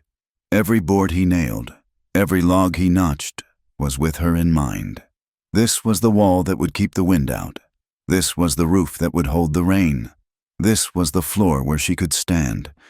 Safe. The cabin was small. Just one room, with a sturdy door and a stone fireplace. It was crude, but it was solid. It was the only honest thing he had ever built in his life. Spring has come. The snow melted, and the creek swelled. The world turned green. Jack drew his pay. his saddlebag heavy with silver. He counted it. It was enough. He did not say goodbye to the lumber camp. He just packed his mule, saddled Cinder, and rode away. He rode to a trading post, a lonely adobe structure run by a man who asked no questions. He spent the money he had bled for. He bought flour, salt, coffee, and sugar. He bought new blankets and thick wool. He bought a cast-iron skillet, a kettle, and an axe with a better head. And then he bought the other things. He bought a dress. It was not deerskin. It was blue cotton, the color of the sky after a storm, with small, pearl-white buttons. He felt the fabric, soft and clean, and thought of her. He bought seeds, not just feed corn, but sweet corn, beans, and squash. He bought a small packet of seeds for flowers, bright red and yellow, though he did not know their name. He rode north, back into the high country, back into the maze of rock and pine. He rode for a week, his heart a tight, anxious drum in his chest. What if she was gone? What if she had taken Dakluga? What if the camp had been found? He found the narrow canyon. He found the ochre symbol. He rode in, leading his pack mule. The camp was as he had left it, quiet, hidden, alive. Dakluga stepped from the rocks, his rifle ready, his face hard. He saw Jack, and his hand tightened on the rifle, but he didn't raise it. Jack stopped, his hands in the open. "I am here to see Shinto," he said. "I am here to see Tanai." Tanai came. She stepped out of Claw's wickiup, her hands full of herbs. She froze, the herbs falling to the dust. She was the same, and yet she was not. She was stronger, her face fuller, her eyes clear and calm. She wore the beaded buckskin, and she looked, to him, like a queen. They just stared at each other. The whole camp went silent. The children stopped playing. The women stopped grinding corn. Jack swung down from Cinder, his legs unsteady. He walked toward her, his heart in his throat. He stopped 10 feet from her. He unstrapped the parcel from his saddle. He laid it on the ground between them. He unfolded the oilcloth. He offered her the flour, the salt. Then he unwrapped the dress, the blue cotton bright as a banner in the dusty camp. And last, he laid the small packets of seeds in his open palm. "I built a place," he said, his voice rough from disuse. "A cabin, by a creek. The soil is good." He looked at her, his soul bared. "I told you I would. I've come back." Tanai looked at the seeds. She looked at the dress. Then she looked at his face, at the lines of exhaustion, at the healed-over scar on his arm. She looked at his hands, which were not the hands of a drifter, but the calloused, broken hands of a builder. Shinto had come to stand by the wickiup. He watched them, his face impassive. Dakluga stood behind Jack, his face a mask of stone. Tanai walked forward. She did not touch the dress. She did not touch the food. She reached out and, with one finger, she touched the packet of bean seeds. Then she looked up at him. "Yes," she whispered. It was the only word she said. The elders blessed her departure. It was not a happy thing, but it was a right thing. Shinto knew, as did Kla, that Tanai's spirit was no longer just of the people. It was bound to this strange, quiet white man, this ghost who had come back from the dead. Dakluga watched them go, his heart a stone, but he did not interfere. He had seen the way she looked at the man. It was a look that could not be denied. She rode behind Jack, on her own horse, a mare the camp had given her. But as they hit the open trail, as they left the high, secret places, she moved her mare closer, and then, without a word, slid off and onto the back of Cinder, behind the saddle. She wrapped her arms around his waist. He felt the warmth of her, the solid, real presence of her against his back. He put his good hand over hers, and they rode, silent, toward the new, uncertain world. The valley was as he had left it. The cabin stood, solid and waiting. The creek gurgled, a welcoming sound. They settled. It was not a life of ease. It was a life of harsh, unrelenting work. The land was fertile, but it was stubborn. The wind was a constant companion. They were utterly alone, 100 miles from any law or any threat.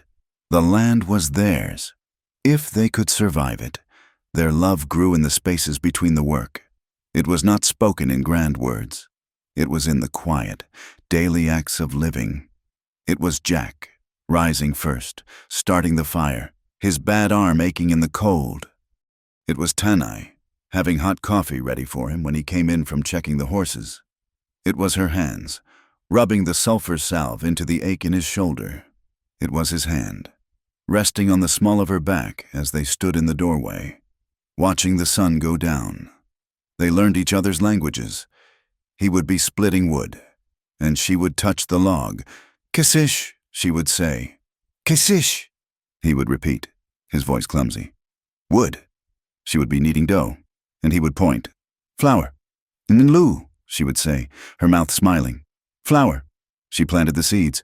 The day she turned the earth by the creek, she was humming. It was not the mournful lullaby. It was not the chant of strength. It was a new song, a quiet, simple tune for the earth. She pressed the seeds into the dark, rich soil, her hands moving with a gentle reverence. Jack cut logs. His arm was still weak, the wound a puckered, angry scar.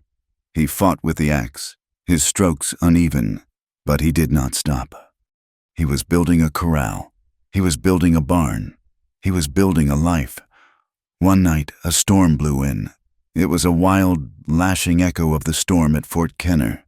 The wind screamed down the valley, throwing sheets of rain against the small cabin.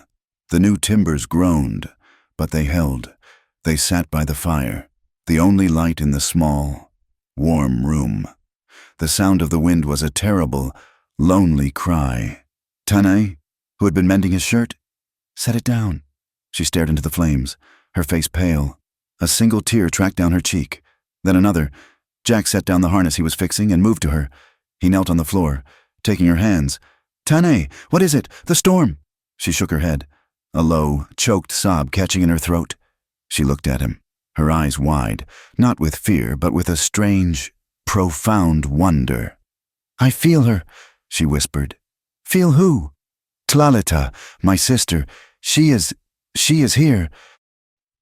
She pressed his hand against the wall of the cabin, against the wood he had cut. "In the wind, I heard her, not screaming, not in pain." She clutched his hand tighter. "She was laughing, Jack, like we used to, in the creek. She is safe." She wept, not the silent, grieving tears of the cage or the angry, frustrated tears of the trail. She wept a deep, cleansing flood of release. She was finally safe enough to not just mourn her dead, but to feel their love. Jack said nothing. There were no words. He simply pulled her to him, off the stool and onto the floor.